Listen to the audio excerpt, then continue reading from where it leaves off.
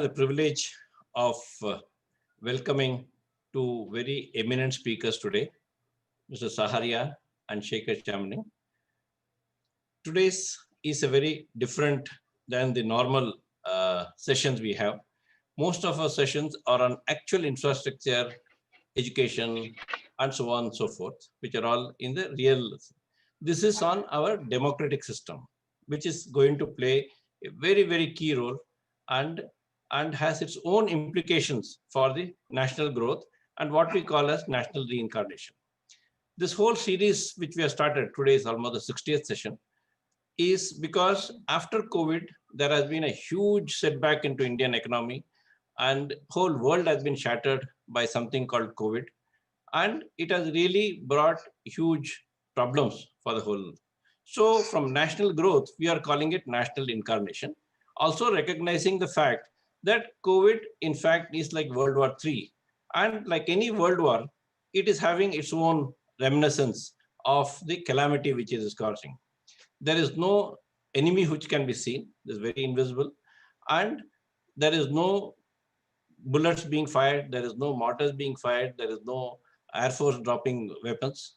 But it is without any physical destruction. This is doing a lot of damage. So it calls for highly innovative. One small thing is that every world war has brought huge prosperity to the world. First World War brought industrial revolution. Second World War brought information revolution, which all have been very, very good for the world's growth. Same way, we believe that this World War III is going to give a similar experience for the world to grow. But few which are not prepared for it may disappear, which has also happened in the other world wars. So what I will do today to start, I'll make a small presentation and then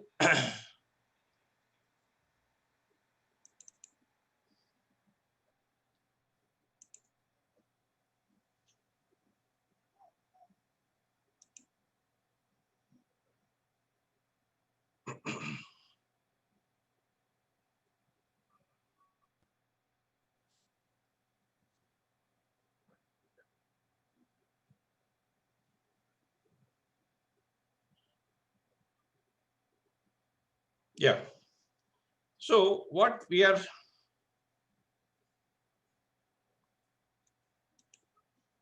sorry.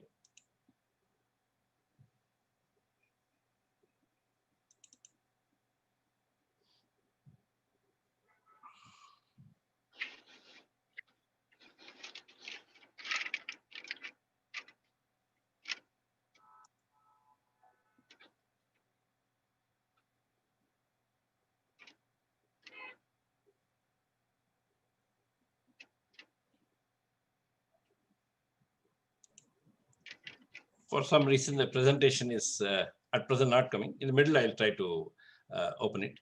So what we are trying to say is how a democratic norm, the presentation was giving some history of democracy and how it has come, what has come. Still, I will present it in the afternoon, after some time, because we have two very, very good speakers about whom I would give a little break. So now, Mr. Saharia has been a very reputed bureaucrat. He has retired at the senior most possible level as chief secretary.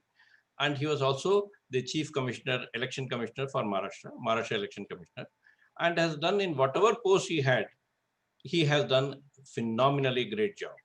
And he has left a mark in the way things are happen and the way things can happen. And has got a reputed and excellent name by itself. Second is our friend Shekhar, my own namesake. Okay, he has been the secretary to election commission along with so many other jobs, and also he has been now he is the MD of Maharashtra State Road Transport Corporation. He was also the former transport commissioner, and again a person with impeccable integrity and an intelligent way in which he has guided the organizations whichever he has headed. So today we will begin with our Mr. Saharia, who would give a little idea about, he can talk on any topics. He has held so many posts. Today we will also welcome him for other things later. Today it will be more on election. I had the privilege, of course, of working with him on my secured governance principle, based on which the nation's development can grow in a different way. And I would maybe request him also to say a few things about whatever he knew, whatever he feels can be can use the secure governance, and more on the election, more on the problems of democracy, more on the prospects of democracy, and how democratic principles will play its own great role in the national reincarnation. Mr. Saharia. Good afternoon, Dr. Shekhar, and colleague of mine, Mr. Shekhar Channe, a great colleague of mine, and all the participants who are watching us live on today's program. At the outset, I would like to thank Dr. Shekhar for this webinar on a very important subject, local democratic systems, enhanced role of local democratic systems and process to promote national reincarnation in the light of post-COVID scenario, and leading to unleashing of the great potential which the country has got. Before I get into the topic, I would like to mention very briefly about the work which Dr. Shekhar has been doing. I met him for the first time in 1988, and then I was impressed by his thoughts and the work he was trying to do in 1988. And then during the 2010 and 2012, around that time, he came out with the concept of secured governance concept. And we had detailed discussion when I was a chief secretary. And we tried to introduce his concepts in the state of Maharashtra to some extent. I am happy that these concepts have made great impact, not only in our state, but other parts of the country also, and especially for the large infra projects. He has also written a number of books which have been very well received both nationally and internationally. And this initiative of his of trying to unleash the potential of the country deserves all kudos. I wish him all the success and I congratulate him for this thing. Having said this, I would like straight away to come to the today's topic, which is enhanced role for local democratic systems and process to promote national reincarnation. As I think there are three broad aspects of first part of the topic. There are two parts of this topic. There are three broad aspects of the today's topic. What is local democracy? Many people are still not aware what is local democracy, what is its role, what is the status. Second, role played by these local bodies during the COVID-19. And finally, what should be the role of these local bodies post-COVID scenario for ensuring the speedier development of the country. So I'll try to confine to these three segments to start with, and then I'll dwell on the other points. As you are aware, as everybody is aware, India has adopted, constitutionally we have adopted three-tier structure of governance. We have got a federal system, we have got a federal government, we have got a state, and then we have the local level. In the federal, we have got parliament and the union government. At the state level, we have got the state legislature in every state and the state governments. And at the local level, for ensuring local governance by the local people, we have got the Panchayati Raj institutions for the rural area, which is Gram Panchayat and Zilla Parishad primarily, and block panchayats. And for the urban areas, we have the urban local bodies, municipal councils, municipal corporations. The history of these local democracy in our country is very old. The constitution gave it some status. However, from after independence till 1992, it was felt that they are not getting their due status because of a variety of reasons. So the historic amendments to the constitution were made in 1992 through 73rd and 74th amendments. And there were 3-4 major initiatives, major decisions were taken.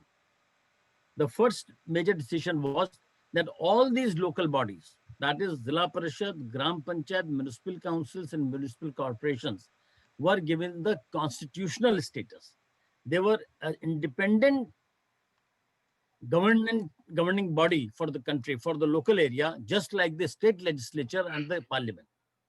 Secondly, minimum 30% reservation for women was ensured in these local bodies, which is not done even in the state legislature and the parliament.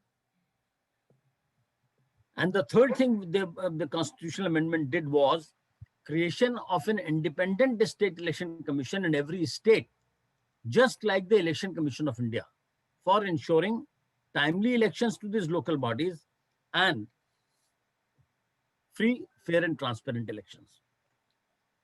I must mention that the job of the State Election Commission is totally different. And according to my personal opinion is, which is shared by many, that these elections are more complex. The dynamics is totally different. More money and more muscle power is involved. And they are much more complex as compared to the elections to the parliament and the state legislature. People may differ on this point, but this is what I personally feel. Though since 1992, that is the amendment to this act, the elections have started happening fairly regularly of these bodies. But still, the role which the local government should have got, they have not got. There is some kind of a mental block, or there is some kind of resistance, or there is some kind of a fear in the minds of decision makers, and therefore the local governance, the local bodies have not been able to get their due share in the national polity. This is in contrast to many European countries where the local bodies are given more importance than the state governments or the federal government. The decision making the decisions are made primarily at the local government level concerning the local area, unlike in our country. Anyway, that is the thing which we are trying to address. So this is a scenario as far as the local bodies are concerned. The local bodies are treated as a part of the government. They are treated as subordinate offices. They are not treated as constitutional bodies, etc. This is a little disturbing because the 73rd and 74th Amendment is basically a social revolution in making, because of 2-3 factors. First factor is governance of the local area by the local people themselves. That was the basic concept. The deprived, the marginalized people were given a say through the reservation process. There was a reservation of 3 types. First is minimum 30% reservation for women, reservation for scheduled caste, scheduled tribe on the basis of their population, and this reservation has to rotate every election. So this was a social revolution in making. But unfortunately, as I was just mentioned, things have not happened as per the expectations of the Constitution. But anyway, that is the situation which we are dealing with. Then we had the second part of the topic, the COVID-19 situation emerged suddenly. And the experience in our country is that in handling this COVID-19 situation, the local governments have played the maximum role, be it the village, be it the municipal council, or be it the municipal corporation area. Their health workers, their sanitary workers, their nurses, their school buildings, they were on the forefront. They provided all kinds of things. They created awareness, they created COVID centers, they enforced lockdown, provided quarantine facilities, they provided community kitchens, etc., etc. Of course, they were supported by the state government and the central government, but the frontline workers primarily came from the local bodies. Now, the third aspect of the topic, looking at this, the role which they have played post-COVID-19, I think realization is coming that the local bodies must be given their due status and the due share in the governance of the country. The local issues must be handled by the municipal corporation, municipal councils, gram panchayat. This requires tremendous amount of effort at all levels, primarily at the level of the state government and the central level. I have some suggestions which I would like to mention, that the state governments must ensure that their state laws fully aligned to the constitutional provisions as far as the local bodies are concerned. Still, there are certain provisions in the state laws which does not give the full autonomy to the local bodies.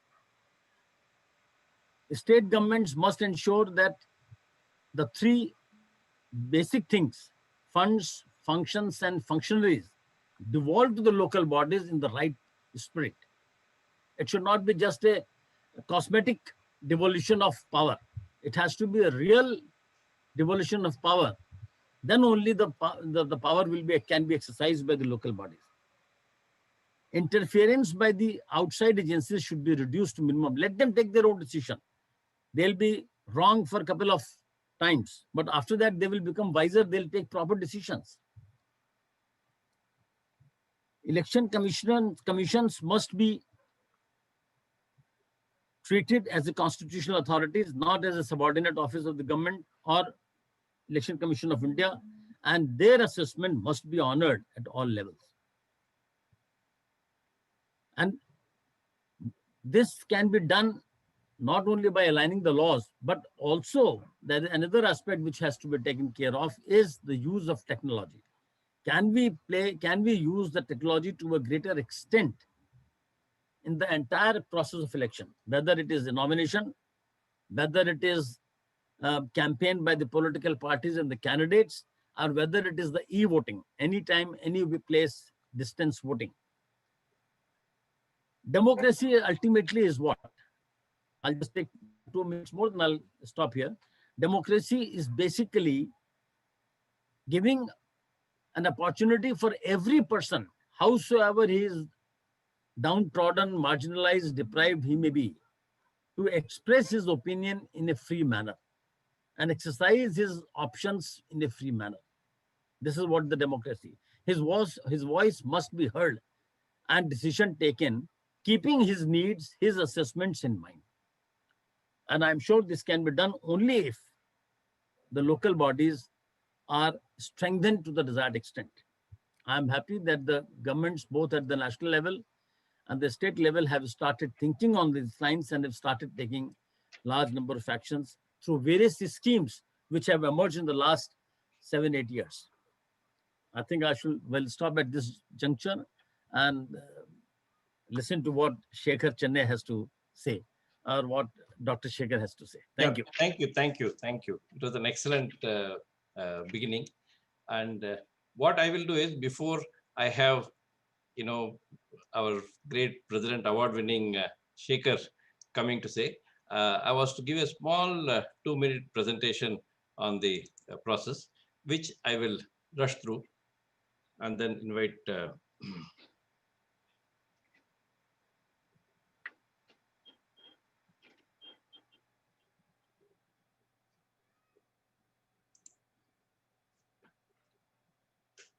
this is enhanced role for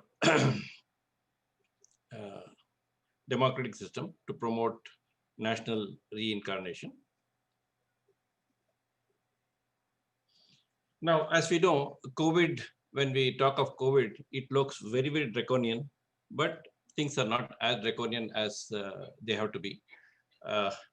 The COVID is a very tiny item, but the fear it has created is very immense, and we need not go into too much of the detail. Now, when we talk of democracy, it is people power, which is what is a crux of democracy. And meaning of democracy is, as you can know, it is people elected government, freedom of speech, and people be part of the government, and right to vote, and so many. And democracy is also of various layers: presidential, parliamentary, very direct, representative, and various countries form various. And India has the most mature democratic thing. And principles of democracy is again free elections, government by consent of the people, majority rule, guarantees the right and freedom, open society, change the government at will whenever there is something wrong, political equality, and then importance of public opinion, and so on and so forth. Many are there. And why we prefer democracy? Because, many people say, oh, democracy is bad, we should have autocracy. Autocracy is worse. Democracy will have its own little limitations, but democracy is democracy, by which anytime, there is no singular item which will govern. Okay. So these are certain way in which democracy can be more stabilized by use of technology, like our Mrs. Hari was saying, and it can go till the bottom level. Because even now we are all talking that our own, electronic voting machine was not good, and with paper democracy, USA had more problems. So problems will be there. Whatever you do, certain types of criticism will be there, but that does not mean that the system is bad. So So this has got a lot of interdependency, the way he was explaining. And there is, again, as I said, there is merits of democracy as well as, demerits of democracy. Democracy has its own difficulties, since we are a vast nation with vast expectations, and anybody who feels that the new government has come in, something is going to totally change. And even as a democratic country, we rank pretty high in the world. We are the largest democracy, incidentally. But there are other mature democracies. We cannot take all the credit. But we are one of the most mature democracy for the complexity in which our country is. And like he said about the word secure governance, secure governance gives a seamless development of infrastructure and all, which is very much required for democracy to grow. Where does democracy also, why does secure governance come in picture when democracy is being designed? People's aspirations are, their needs, their expectations are very high. And that much money is not there in the budget system. In our budgeted system, tax collection is about 20 lakh crores. Expenses are almost 60-70%. The remaining 30 to 40% cannot take care of our, huge money required for any singular field. Education, transport, everything needs much more than whatever is there. In this secured governance, there is a provision of harnessing untapped potential for nation, defining growth through convergence of multiple sectors, creating hubs, mini hubs, and hubs nationally. So by this, the value created, it creates lots of valuation, and the valuation gives the value itself free. That is a simple cycle which it goes through. In this, as he had said, I have written a lot of books, and then that is what is. And now let me reintroduce Shekhar Channing. He has been one of the very highly enlightened bureaucrats, and he is also, remember, State Election Commission's award-winning professional, and we are all very eager to listen from him how, with general election coming in picture, democracy in place, and how national reincarnation can have a very big impetus from the democratic principles of the country. Shekhar Chinmay. Thank you very much, Dr. Sekhar. And good evening, everybody, particularly Saharia sir. Here, it will not be out of context if I mention that I had an opportunity to work with Saharia sir for about 2.5 years when he was State Election Commissioner of Maharashtra, and I was Secretary of the State Election Commission. So we both have conducted an election for about more than 10,000 Gram Panchayat and about 15, 20 municipal corporations and a lot of municipal councils during that period. So he has taken many revolutionary decisions. I must mention here that a decision taken by him is about use of IT in the process of election, right from the point of filing nomination to the declaration of result and everything. It was done online. So the Gram Panchayat member who want to contest the election, he could file his nomination online. So that was the first step and the first of its kind in the country, at least. I'm not aware about the other countries, but at least in India, this has been done for the first time.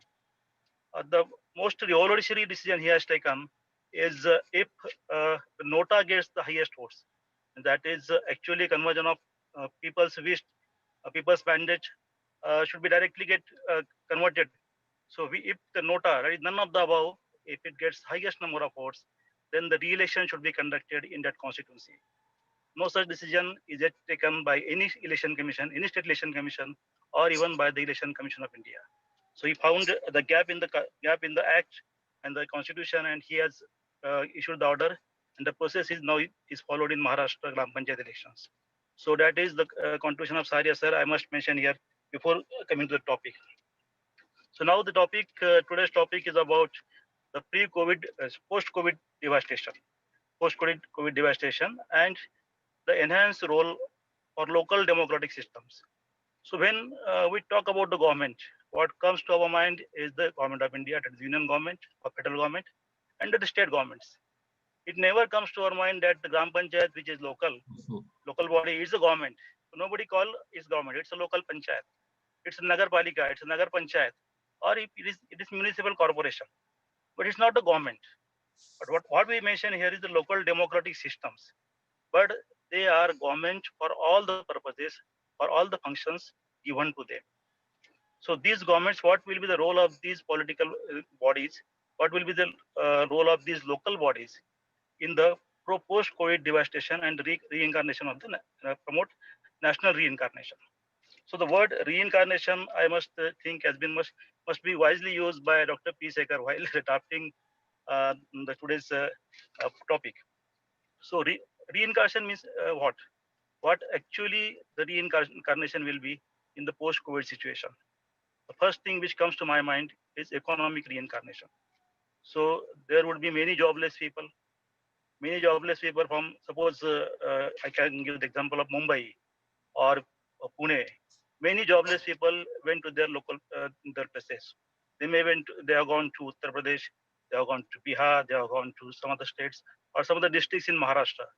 They went back and they have no work. So now I had an opportunity to work as an observer or Bihar assembly election recently. When I went to Bihar, I inquired there what happened to these people who came from Kerala, from Delhi, from Maharashtra to Bihar. What happened to them? So they said that the local self governments have taken care of these people. They were quarantined at the local schools. Then they were employed in the MG Narega works. So they were offered works by MG Narega, which is implemented by the local Gram Panchayat. And then the children, other things, other schooling and other things were taken care by the local self. Means every need of that person who lost his employment, who was psychologically devastated, who was financially devastated, he was taken care by his own people. That is the government of his place. So there's a bigger role to play for the local Gram Panchayats or the local municipal councils or even the local Mahanagarpalikas, what we call the municipal corporations. So the MG Narega as a scheme, we are all aware of that started 10, 12 years back, and it's working very well. About 1,10,000 crores are already been spent on this scheme. But I would like to mention here that this scheme is implemented by Gram Panchayat. So total implementation at the Gram Panchayat level, minimum 50% works should be done by Gram Panchayat itself. The state government machinery will be working for less than 50% work. So the majority of the responsibility for implementation of the scheme, it goes to the local self government. So by this way, the local government, the panchayat or the nagarpalika or the jilla parishad or panchayat samiti, they have a major role to play. There are many other functions like agriculture, like health, as Saharia sir has also mentioned, that the health workers, the frontline workers, they were from the local bodies. If you can take an example of MCGM, that is Municipal Corporation of Greater Mumbai, all the frontline workers from the airport till the hospitals, everybody, the doctor, the nurse, the staff, everybody was from local body. He was employee of Municipal Corporation of Greater Mumbai. Similar thing was about district places, the Nagar Panchayats where employees were the frontline workers. So they have a major role. But post-COVID-19 devastation, how will the people come back to their normal life? How will the economy come to normalcy? How the people who are psychologically devastated, who lost their near and dear ones, they will again be psychologically normal. So how will this impact go? As you have mentioned, this is a third world war, which is fought with the enemy who is invisible. The enemy is invisible, but impact is visible. and the impact which is there on the minds of the people, particularly not more on the economy, I will say the more impact is on the minds of the people. Nobody is willing to come out. A person who is dear and near to us is not willing to come to my place, or I am not willing to go to his place. This all the psychological problems. Many people are actually developing some symptoms, developing some others uh, illnesses or ailments which are not connected to COVID. Some are having heart illness, some are have increased blood pressures, some are developing diabetes, and all other these such kind of diseases which are happening due to the COVID-19 effect, though they are not infected by the disease. So that all these things, this can be taken care by the society, and the society is the people who are closer to us, and these people, my corporator, my gram panchayat member, or my sarpanch, is a person who knows me and I know him personally. He knows my difficulties. I know his abilities. I know he knows how he can help me. I know in the case of crisis, in the point of crisis, I have to go to him.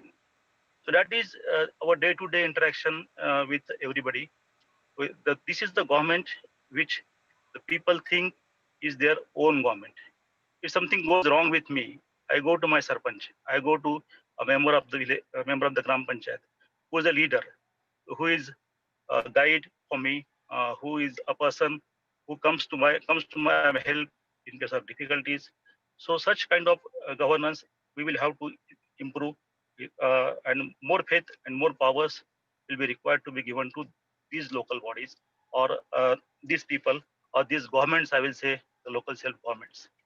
So once we empower them with what Saria sir has already mentioned, with three F's: funds, functionaries, and functions. So these are to be devolved to them, and if they are empowered with this, I think the devastation after post-COVID devastation can be can be brought to normalcy as early as possible with the help of these people. If we show confidence in these people. So what is in short, I can say uh, that these are the people, these are the government which are the government of people. I can also say that many other schemes, like the housing schemes, like the giving of gas connection to the needy people, or whatnot, every other scheme is implemented through this government. They know the people personally. Even the PDS, public distribution system, these people are actually, though they are not implementing the PDS, but they are actually involved in the process. They are looking after who is getting the food, who is getting the food grains or not getting, whether the fair price shopkeeper is distributing it properly or not. The social audit, the concept of social audit is developed in the local government itself, because the concept for social audit was first time used in MG Narega, when the MG Narega scheme was there, and to study the impact of MG Narega, whether there were any malpractices or misuse of funds. So all this was done in social audit. There was a committee under the Gram Panchayat which would audit the works done by under the MG Narega by various agencies, and there would be the discussion on in the Gram Sabha. So there was involvement, there is an involvement of people of the village, of the society, and the work done by the government is audited by the society itself. So this concept of social audit is developed in the MG Narega. So similarly, these very people, this very community, they can do a lot in the post-COVID scenario. They can give the financial guidance, as well as in the confidence building of the affected people, or the poor people, or the downtrodden people who will need help after this post-COVID situation. It will take some time for the economy to come on roads. It will take some time for the people to come to normalcy, but in the process, we can make it easy with the help of the people who are their own people, because the state government or the central government, this is the far distant government. I only know them through the newspapers or through the TV. or other media. But I know these people personally because there are about, for example, we take example of Maharashtra. About 250,000 local representatives are elected every year, every 5 years. So there are 250,000 people who are part of the local government. So they can reach to the vast population. So that is the importance this local self-government has got, and this importance has been given to this government, these local bodies, through 73rd and 74th constitutional amendment. And the process of democracy was actually started with the setup of election commissions, state election commissions for the conduct of these elections. And after, I can proudly say that I was a part of the process for at least 2.5 years.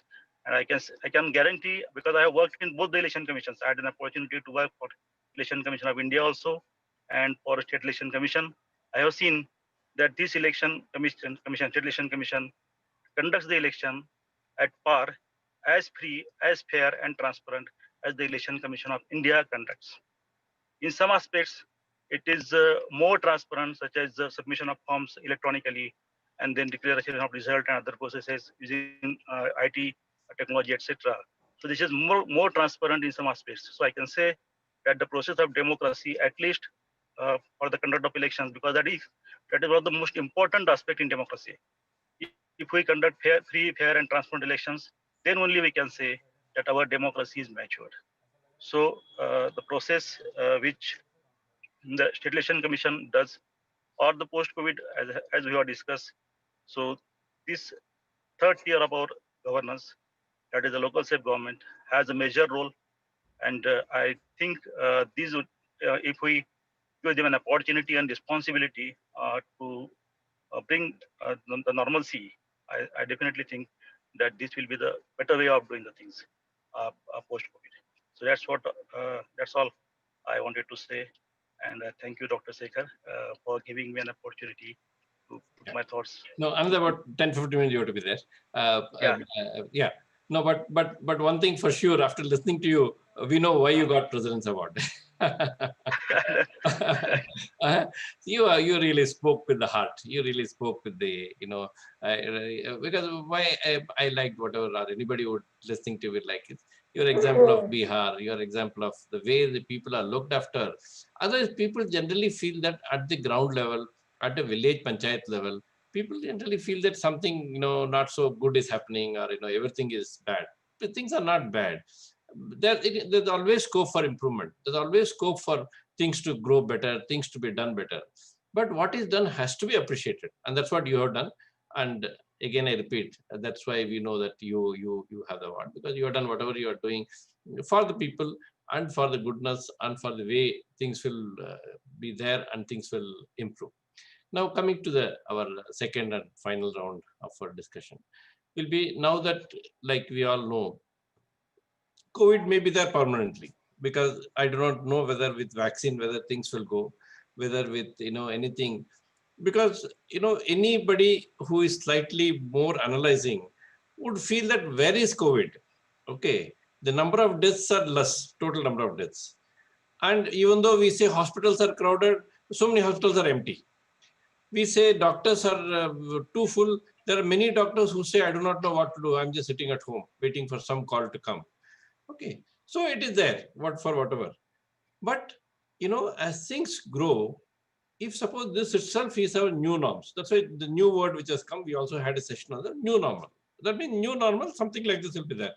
Maybe instead of now almost 70% working at home, maybe 20, 30%. Anyway, even IT companies have said, yes, you all work at home. Many companies have declared that there's no question of you all coming back, because things are, but of course, production cannot be done. You cannot have, transportation by people sitting at home. You cannot have, vegetable all growing by everybody sitting at home. Farmer has to go on farmer. So coming to our particular talking of local, democratic norms, local democratic process, what we need to analyze, or what I would like to request in the second half, both to comment on for people's opinion is, with this being the new normal, we don't assume that vaccine will come tomorrow and everything will come back to normal. Nothing will come back to the same normalcy in which we were there last year at this time. How do we, take our life? How the democratic processes will improve or has to improve, because you all have spent enough time in the election process and all. The election itself should not be like a headache to the people, just like what we are talking of this thing. Election should be a pleasure to vote and pleasure to see a person repeating if he has done well, and taking a new person, the first person has not done well.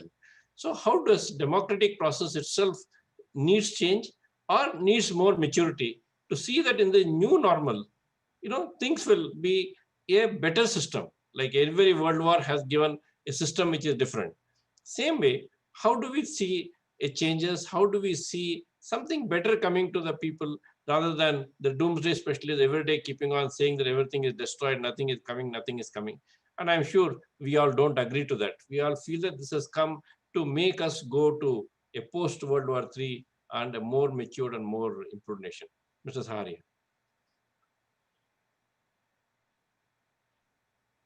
Dr. Shekhar, you see, I mean, what you have said is very true.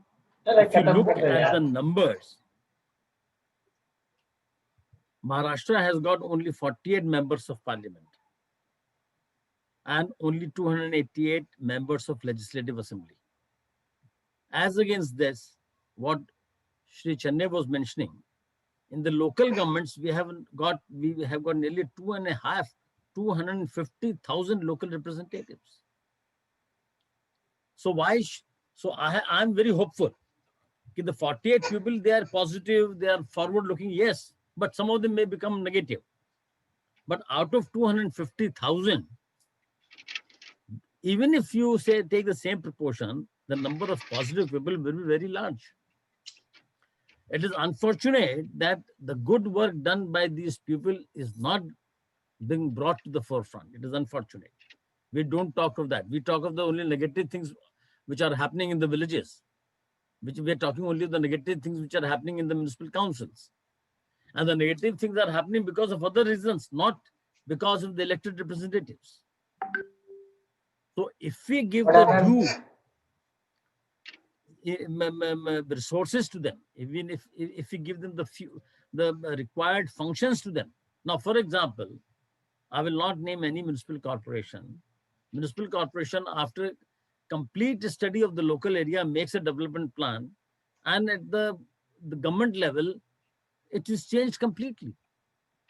So the decision is totally devoid of the realities of life. So this has got a negative impact on the functioning of the municipal councils, of the municipal corporations, of the Gram Panchayat. We must treat the local bodies with the same sense of responsibility and as we treat state legislatures and the parliament. The qualifications for a Gram Panchayat member and the member of parliament are the same.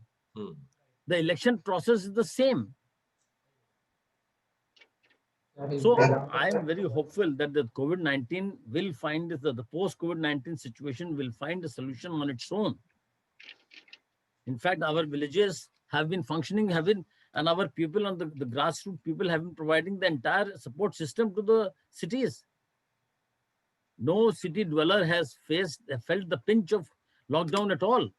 The milk was coming, the electricity was coming, the water was running in the taps. This is all, we must give the due credit to all these people. Now, the time has come that we must recognize their role, we must treat them as an equal partner in development, and we must trust them. And this probably will take its time because of the legacy. We have got a legacy of 200 years and maybe more of foreign rule. So this will probably take a legacy to treat the poorer brother of mine as an equal partner. But COVID-19, as you said very correctly, I also personally feel that this is a great opportunity. Not only work from home, but otherwise also. This will give new methods, new entrepreneurs will come. The new methods of doing the things will emerge. And as I've just mentioned, as I see the wall, writing on the wall very, very clearly, Elections maybe a couple of years down the line will be all e-voting. But it will take time. The COVID, in fact, has hastened the entire process. So I'm very hopeful that whatever the name we may give to this COVID-19 situation will come out victorious and will be more powerful. And this is an opportunity for all of us.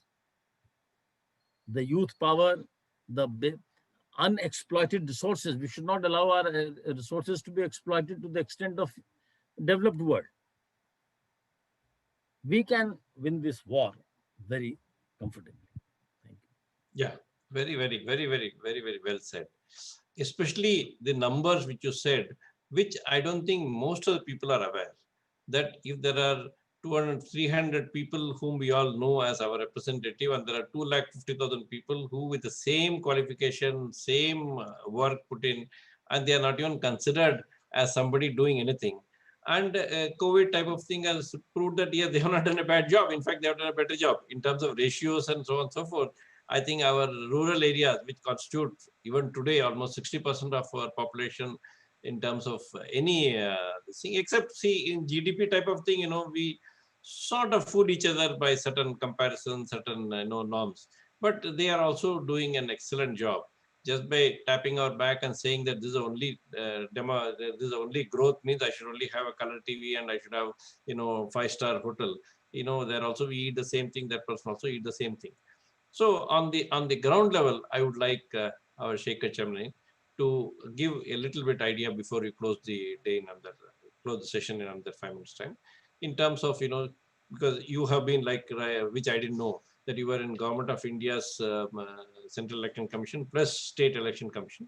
So you would have your own thoughts, your own observation, and also again I repeat, I'm so happy about the present award to you as an award-winning person. You have done something unique and good for the country. Award does not come just by just sitting in the chair. And how would you give your final comments before we close the session, Shekharji? About election process, just Arya sir has said that we will have to ease it out because the COVID-19, as he rightly said, is an opportunity for all these things. So now the e-voting, I see it's a near future. But I must mention here, the Election Commission of India in the recent Bihar elections has allowed 80 plus people and physically disabled voters to vote by postal ballots. So this was not happening earlier. Only the people on election duty and the service personnel, that is armed forces, they were only allowed to vote by postal ballots. But this time, first time in Indian history, that government, that the election commission has allowed 80 plus people, plus physically disabled people, plus the people who were quarantined due to COVID or who were suffering from the COVID, and those who applied for the postal ballots, they were given postal ballots. In case of 80 plus people, whole election machinery went to their home. They were allowed to vote from their homes. So 80 plus or the physically disabled people, they vote from their home. The election commission's machinery went to their place.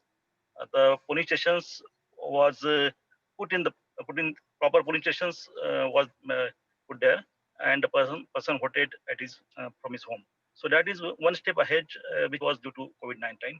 But this is not all. Means the use of technology, I think, is more important. The e-voting, as Saria sir has said, he has estimated about 2 years that this can happen. But this will definitely happen. There are some security issues in this and all this, but the technology will definitely be there to resolve all these issues. And the Election Commission of India as well as the State Election Commission, because e-voting has already been tried by the State Election Commission. In Maharashtra, in some Gram Panchayats, this has been tried and tested, and this has been successful. So it is not that this is something new, but this may speed up the COVID-19 opportunity. We'll call this opportunity now here, that this opportunity may speed up this process, and we may shift in the directions and the use of technology. This is one aspect, means how the process can be, what we say is easier, made easier for the voters to do this. On the similar lines, the governance as such, It's not only the election process as such, but the governance as such may be a little bit easier. Many services to the people which are given by any government, the central government, state government, or local self government, can be done by use of technology. And definitely, this will be an opportunity for all those things also, like the e-office. E-office is not much used in government offices particularly, but this will be this I think in near future definitely going to happen. So as an opportunity, if we see towards this calamity as an opportunity, these all things which where to be happen, they may get expedited because of this. That is what I can think of. Yeah.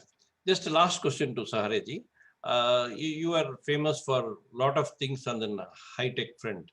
And I think one of the exercises which you have done is not only e-voting, even collection of data of all the people, having apps which can be used very freely by the users. And I used to hear from other states that yes, Maharashtra has taken the lead. I used to feel very proud. Maharashtra means at that time Saharia.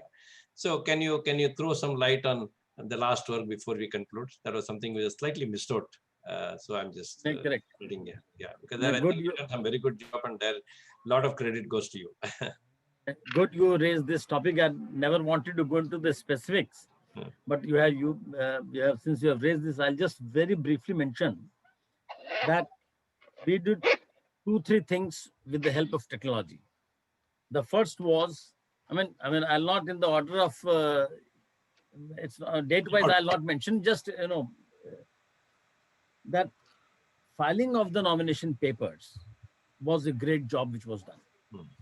As you are aware, every candidate has to file the nomination paper, and it was being done. The nomination papers were being filled manually. So, what was happening is that the candidate used to consume a lot of time while filling that paper, and then he was not sure whether it is error free or not. And then, secondly, the returning officer or the election officer used to examine that. That used to take a lot of time. It used to consume, it was leading to a large number of rejections of the nomination papers. So what we did was, with the help of everybody, we started the process of filing the nomination papers with the help of computers. It ensured 2-3 things. Rejection of the nominations reduced drastically, number one. Number two, the candidates could fill the nomination paper at the convenience, at their own convenience, in the comfort of their house, in the company of their family, and they could locate the muhurt for filling the nomination paper, etc., etc. And the biggest advantage which we got was that since all this data was available digitally, we could analyze it, which was not possible otherwise. Now, if you look at it, 250,000 elected representatives, and if there are 10 candidates per seat, so we are talking of 25 lakh candidates contesting these elections. It was just not possible to analyze this data. In fact, the data of the previous elections, 2009, had not even punched completely in the computer. It's just not possible. Manually, it is not possible. And even if you try to do it, then the large number of errors. Here we have the error-free data as punched by the candidate himself available to us digitally, and we could analyze it. We could create amongst the voter an awareness about the candidates because the data was available. Can you hear me? Yes, sir. Yes, sir. We can hear you. We can hear you, sir. So we could, the data, the voter was made more aware, which was the basic principle for the local democracy, for any elections. In fact, I'll just mention that we analyzed the data of every candidate and put it outside the polling stations and the main crossings of the urban towns, so that the voter could examine who is the better candidate. So this was the one thing which we did. Then we developed some mobile applications, which was very useful for the voters at large. One was the frequently asked questions. That voter has got large amount of doubts, candidates have got doubts, what is the election process, what is to be done in what situation. So we provided about 2,500 questions and their answers through Hmm. the mobile application. Then we developed a mobile application called True Voter, which could locate which polling station which voter has to go. A voter has to type his name, place of residence, and he will this True Voter application will tell which is your polling station, how to approach there. This True Voter will give you the details of all the candidates in your area to which you have to vote. It will give the details of the candidates also. So it was a very friendly True Voter application. We also developed a mobile application called COP, that if any violation of the model code of conduct anywhere in the polling area, persons can, without disclosing their identity, inform the police officers and the election officers. It was instantaneously the information will go. It may be a video, it can be a text, whatever it is, it will immediately, I mean, mobile application, it will go instantly.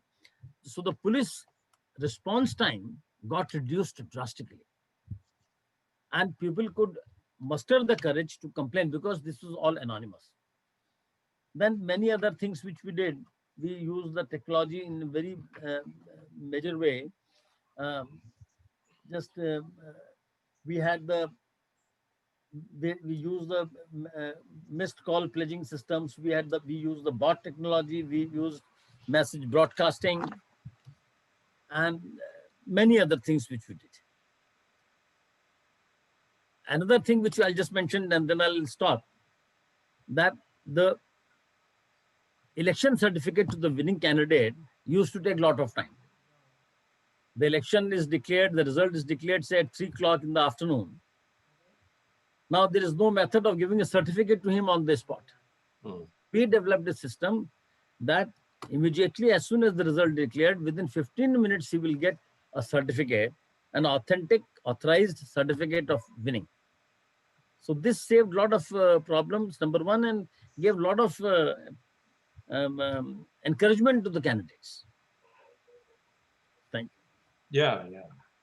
I think we will have a lot of things to set an example and show to USA and Britain, which claim to be a mother of democracy and democracy much before us. Because I have seen elections in those countries, they are not as mature as India is. Whatever it may be, our election system stands apart, even though the complexity is almost 10 times more complex than them.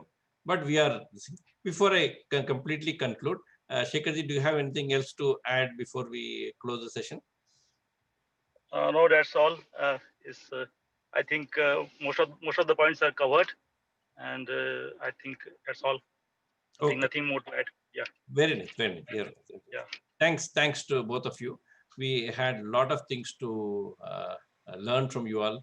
I hope you all also enjoyed as much as this thing. We had only say sorry to Shekhar's family because first time he is going on a slight outing and we had to disturb him and keep him 1 hour away from the others. But that is the sensitivity of the people concerned. That shows the devotion that, if something is done, it will be done perfectly. There was not an iota of anybody can ever guess that, you're pulling somebody from a highly earned leave, that too on a official holiday. So thank you so much. And this topic was really interesting. And I'm sure people would have thought, what is this topic?